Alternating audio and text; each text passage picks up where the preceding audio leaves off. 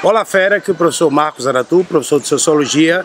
Estamos aqui no ambiente externo do Colégio São Luís e eu vim falar para você de um tema importantíssimo para quem vai fazer vestibulares no Brasil e essencialmente o Enem, que é um tema chamado cultura.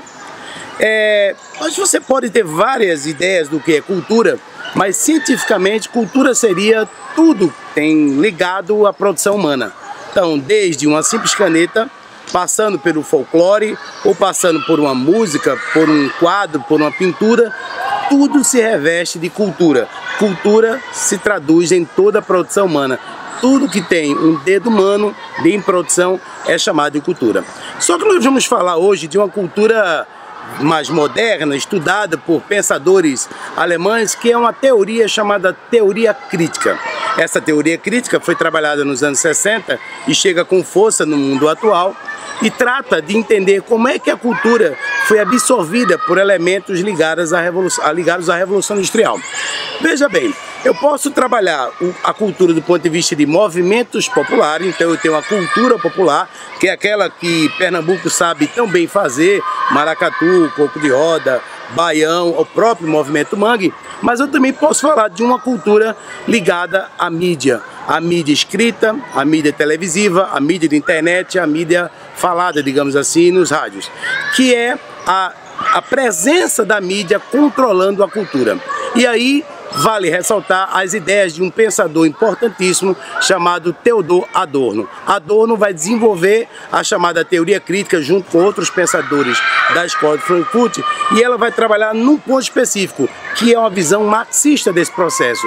É a ideia de entender como a mídia controla os meios de comunicação e não só controla os meios de comunicação, controla a produção cultural. Então vejamos, se eu for trabalhar aqui a Revolução Industrial, como tradicionalmente você já conhece, estudou com o seu professor de História, você lembra que na Revolução Industrial eu tenho um conceito criado por um americano chamado Henry Ford, chamado de Fordismo. No Fordismo eu tenho uma linha de produção e todos os produtos ali fabricados obedecem a uma lógica de produção, a uma sequência. Então, se eu for trabalhar aqui, por exemplo, a indústria automobilística, eu tenho um carro que é produzido em etapas, então está numa sequência, e ao final, todos os carros produzidos terão a mesma cara, o mesmo modelo, o mesmo jeito, eles são iguais. Então pense nisso, da Revolução Industrial, traduzindo isso para a cultura. É quando eu pego a cultura e transformo ela numa mercadoria para ser consumida por todos. Então vejamos como é que isso ocorre.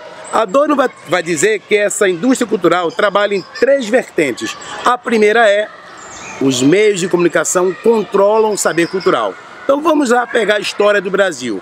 Se você entender, o Brasil é controlado do ponto de vista de mídia por 5 grandes empresas. Entre elas eu posso colocar aí, estou falando de televisão, eu posso colocar aí a Globo, o SBT, a Bandeirantes, por exemplo, como os 3 principais, e elas basicamente controlam 90% a 100% de tudo que é visto na televisão. Se a pessoa não tem uma TV a cabo ou, por exemplo, Netflix, ela fica sujeita ao que essas empresas determinam de como deve consumir. A pergunta é, o povo brasileiro gosta de música clássica ou o povo brasileiro não tem acesso a essa música clássica? Porque não há nenhum programa nessas 3 TVs que eu acabei de citar que tem um programa que trabalha música clássica, por exemplo. Mas ao invés disso, eu tenho uma maximização, uma massificação de um conceito de música que é um conceito de música popular, fácil para ser consumida. E aí a gente pega a história do Brasil nos últimos 20 anos, a gente vai ver a lambada como exemplo principal,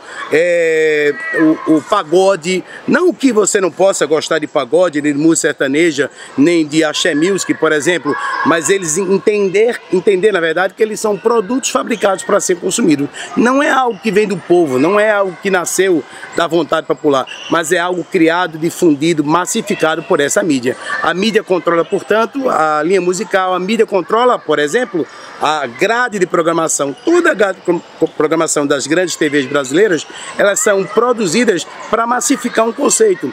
De manhã atinge-se um público, meio-dia se atinge outro, à tarde e à noite outro público, e se você pegar a Globo como a grande hegemônica das TVs, ela vai trabalhar um conceito de novela. Todas as novelas obedecem à mesma lógica que uma loja de fabricação. Você tem um núcleo do bem, um núcleo do mal e um núcleo, digamos assim, é engraçado, engraçadinho, que no meio da novela eles se misturam. Daí, esse conceito de massificação, de indústria cultural que está presente não só na TV, como eu usei o exemplo de TV, mas também presente nos jornais, na TV, marcam o estudo da chamada teoria crítica. Galera, foco, presta atenção que na sua prova do Enem, cultura é um tema importantíssimo. Até lá e boa prova!